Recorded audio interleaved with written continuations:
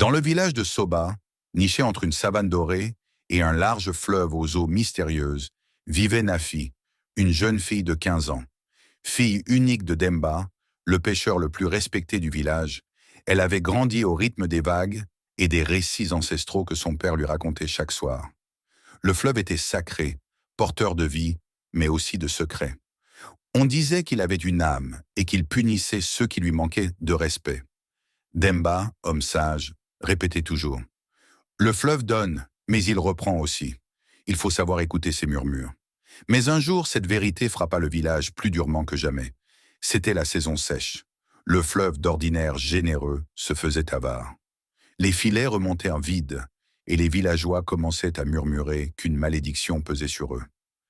Un matin, Demba prit sa pirogue et s'aventura seul sur les eaux troubles, espérant conjurer le mauvais sort. Mais lorsqu'il tarda à revenir, une angoisse sourde s'installa.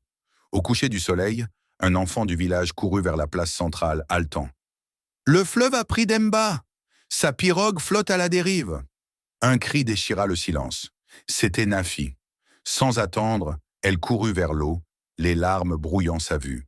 Les anciens firent des offrandes et prières, mais le corps de Demba resta introuvable.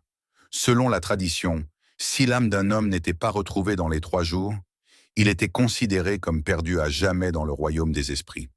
Mais Nafi refusait d'y croire. Elle savait que son père était fort. S'il était encore là, il lui enverrait un signe. La nuit du 3e jour, alors que tout le village dormait, Nafi se rendit seule au bord du fleuve. Le vent soufflait étrangement, et l'eau semblait chuchoter son nom. Nafi! Elle sursauta. Son cœur battait à tout rompre. Était-ce le vent ou autre chose? Soudain, une silhouette se forma dans l'eau. Ce n'était pas son père, mais une vieille femme aux yeux perçants, habillée d'un pagne scintillant comme la lune sur l'eau. « Tu cherches ton père, n'est-ce pas ?» murmura-t-elle. « Oui, aidez-moi, je vous en supplie. Le fleuve ne prend rien sans raison. Il a un prix, comme toute chose en ce monde. » Nafi sentit un frisson parcourir son échine. « Es-tu prête à offrir ce que tu as de plus précieux ?» Elle hocha la tête, le regard déterminé.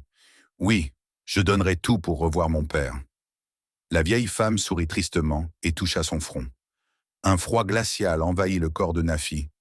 Puis tout devint noir. À l'aube, le village fut réveillé par des cris. « Demba est revenu !» Les pêcheurs l'avaient retrouvé, affaibli mais vivant, échoué sur la rive. Mais lorsque Demba ouvrit les yeux, son premier mot fut « Nafi ?» Mais Nafi était introuvable.